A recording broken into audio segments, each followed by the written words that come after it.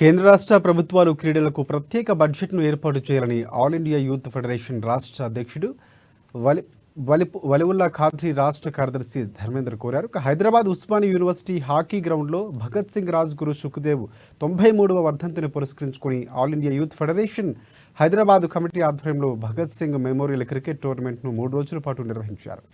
ఈ టోర్నమెంట్లో గెలిచిన విజేతలకు బహుమతులు అందజేశారు. ఈ కార్యక్రమానికి ఆల్ ఇండియా యూత్ ఫెడరేషన్ రాష్ట్ర అధ్యక్షుడు వలీవుల్లా ఖాద్రీ హాజరయ్యారు. భగత్ సింగ్ ఏదైతే కలలు కన్నాడో యువత అనేక అంశాల్లో వివిధ రంగాల్లో ముందుకు వెళ్లాలని వలీవుల్లా ఖాద్రీ కోరారు. విద్యార్థులు యువత ఆరోగ్యంగా, శారీరకంగా, మానసికంగా దృఢంగా ఉండాలంటే క్రీడలు ఎంతో ముఖ్యమని చెప్పారు.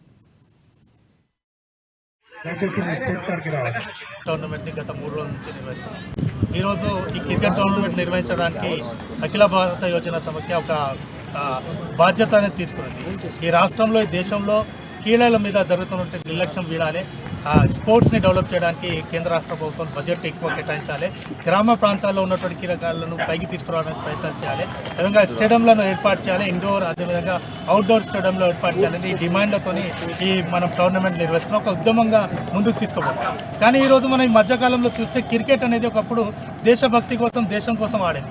కానీ ఈ కార్పొరేట్ కంపెనీలు వచ్చిన తర్వాత దీన్ని ICL, IPL పేరు మీద పూర్తి స్థాయిలో కమర్షియల్గా చేసేసి ఈరోజు పేద మధ్యతరగతి క్రీడాకారుల నుంచి క్రికెట్ని దూరం చేయడానికి కుట్రలు చేస్తున్నారు. ఇప్పటికే కేవలం క్రికెట్లో ప్లేయర్ కావాలంటే కోట్లాది రూపాయలు కావాలి, లక్షలాది రూపాయలు కావాలని అట్లాంటి పరిస్థితులు ఈ దేశంలో తీసుకొచ్చారు. కేవలం క్రికెట్ ప్లేయర్ కొడుకే క్రికెట్ ప్లేయర్ అవుతారు, లేకపోతే డబ్బులు ఉన్న వాళ్ళ పిల్లగాళ్ళే క్రికెట్ ప్లేయర్ అవుతారు, లేకపోతే దేశానికి